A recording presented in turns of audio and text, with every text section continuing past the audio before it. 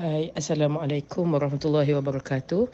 Saya Siti Fatimah Azhara binti Muhammad Nasir, nombor matrik 078990 akan menerangkan berkenaan definisi perpustakaan digital.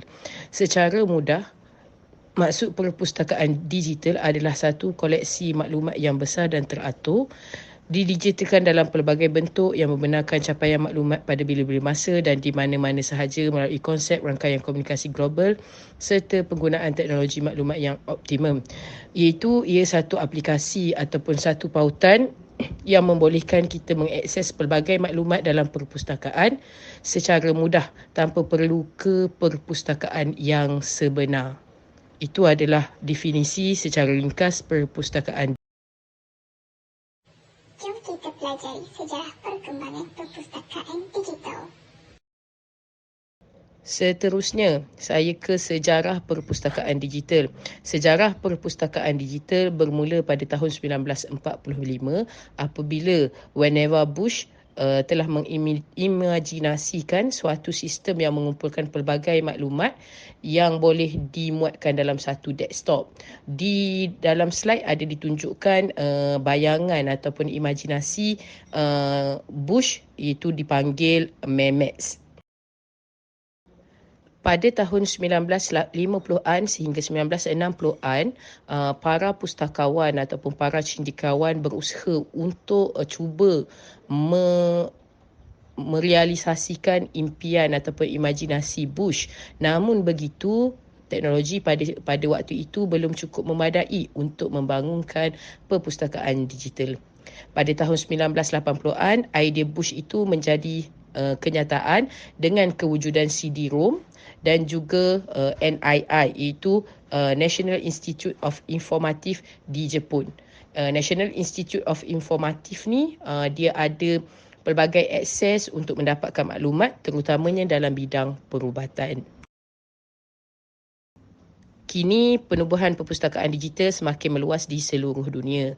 Malah di Malaysia juga turut ditubuhkan beberapa buah perpustakaan digital seperti mana yang kita lihat dalam rajah, iaitu Penang Digital Library, Kedah Digital Library, dan ada universiti-universiti juga menggunakan digital library seperti UNIZA, UiTM. Maksudnya kita boleh akses library melalui aplikasi yang disediakan oleh mereka. Namun begitu, penggunaan istilah digital library ni ada sedikit perbezaan. Ada yang kata digital library ni perlu mengeluarkan hasil karya mereka sendiri.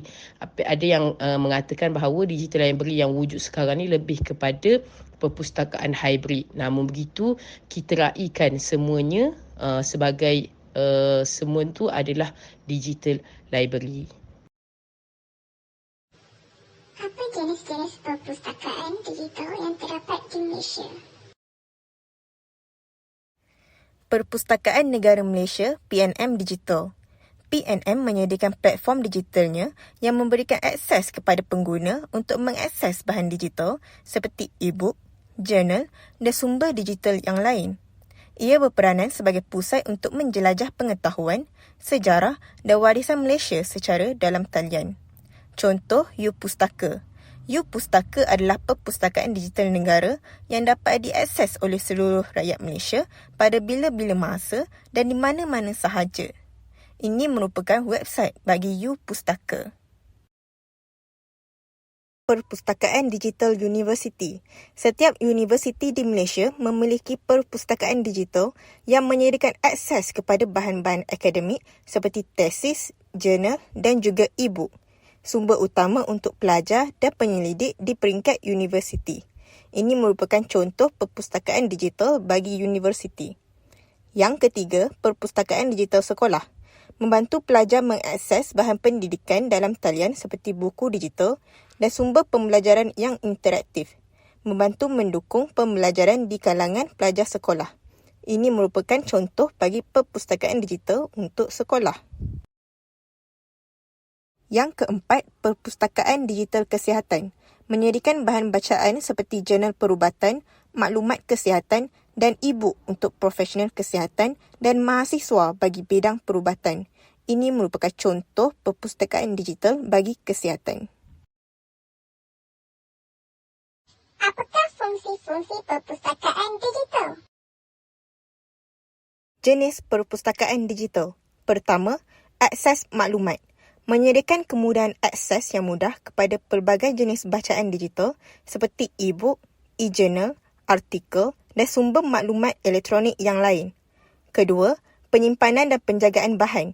Menyediakan platform untuk menyimpan dan menjaga bahan digital termasuk buku, jurnal, tesis, dokumen dan bahan lain secara teratur dan sistematik.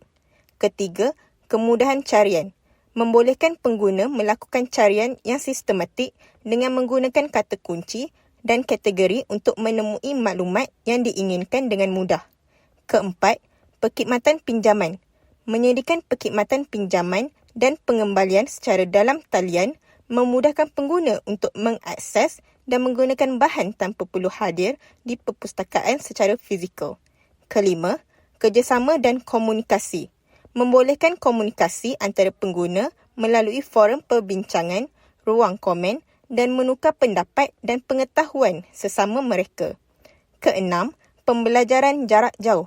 Menyediakan bahan pembelajaran dalam atas talian seperti modul, e-pembelajaran dan e-book bagi membantu pelajar mengakses maklumat di mana sahaja. Apakah fitur-fitur dalam perpustakaan digital?